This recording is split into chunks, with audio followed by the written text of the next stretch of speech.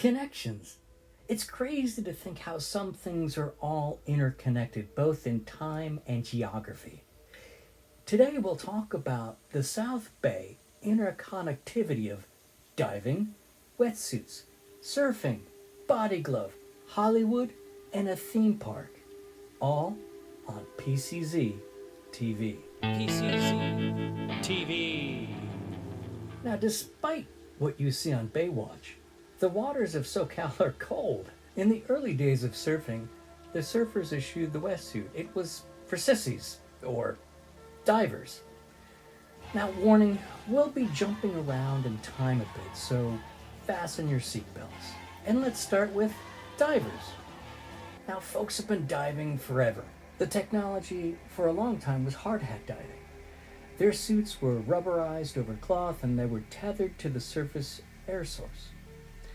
Then Jacques Cousteau, yes, that Jacques Cousteau, pioneered the aqualung during the Second World War, which freed up divers from the air tether.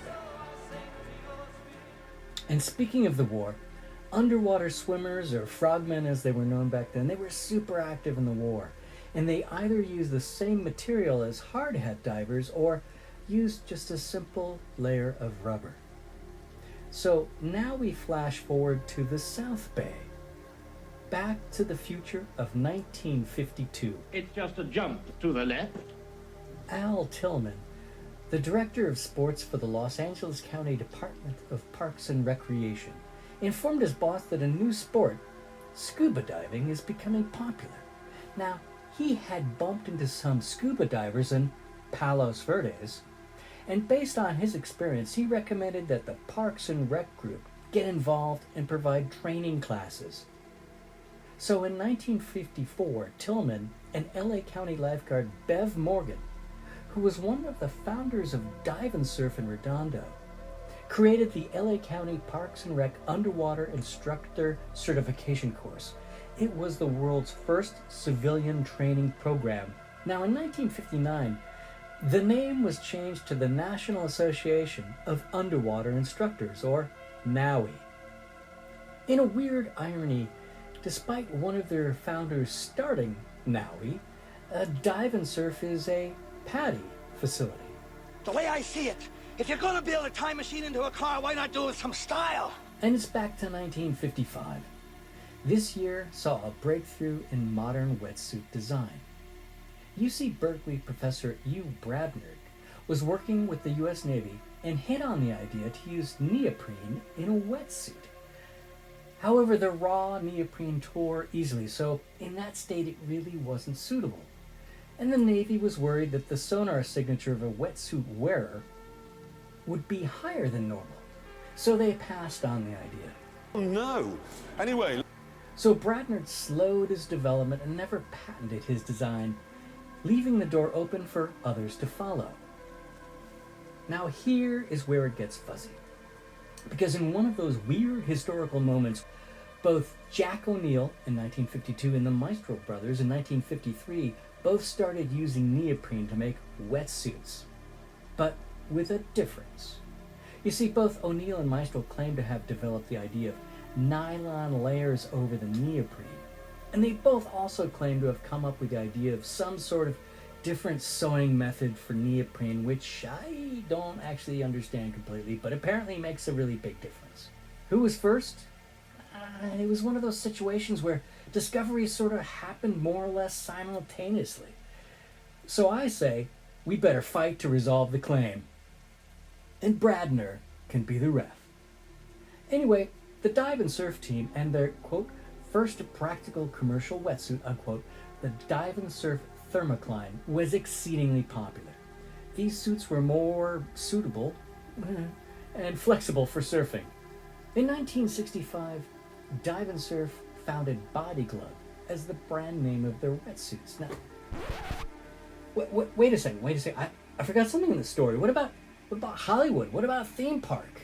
Oh no, this is horrible. Have there been any disasters yet? No, it's just back to the Wayback Machine. So let's hop over to 1958. Hollywood started a TV show called Sea Hunt.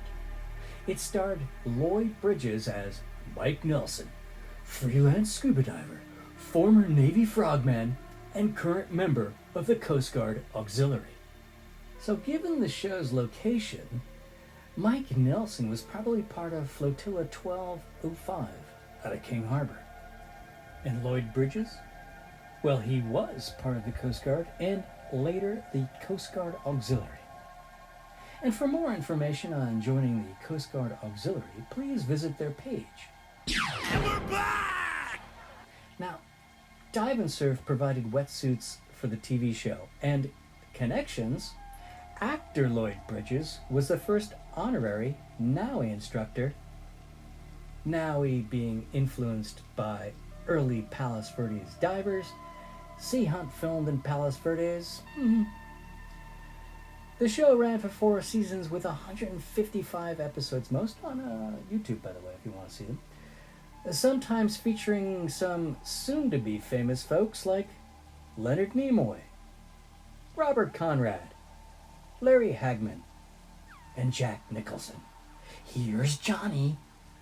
As mentioned, the show was partially filmed down the street in Palos Verdes. Underwater research has brought me unusual assignments, but one of the strangest was given me by Marineland of the Pacific. Now, Marineland operated from 1954 until 1987, when it was purchased by the owners of SeaWorld San Diego, who promptly closed the operation.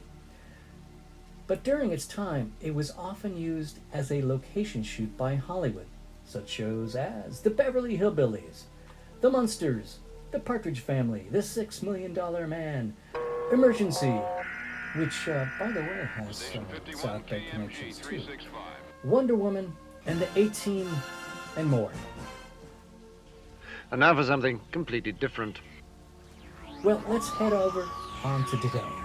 I wasn't kidding about all the South Bay connections, eh? It's crazy. I picked the wrong week to quit sniffing glue.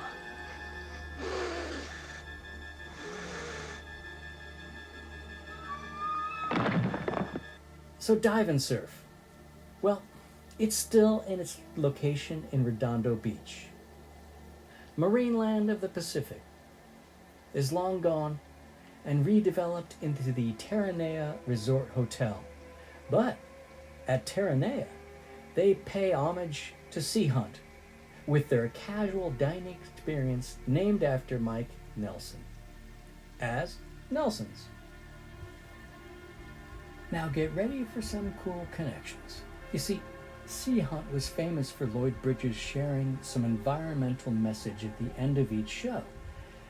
His sons, Bo and Jeff, each had their acting debuts in the show, and they also shared a passion for ocean conservancy.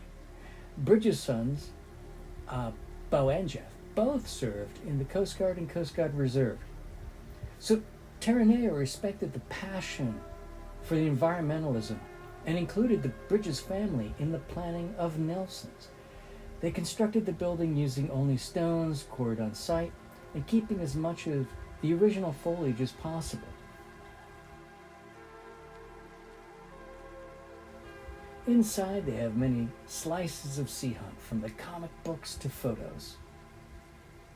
So swing by, have an adult beverage, look out upon the seas that Lloyd Bridges filmed in years ago, and make sure to watch some of my other surfing videos, by the way. The South Bay really has been a major part of the surfing and diving industry. If you've been watching this far, I thank you. Bye.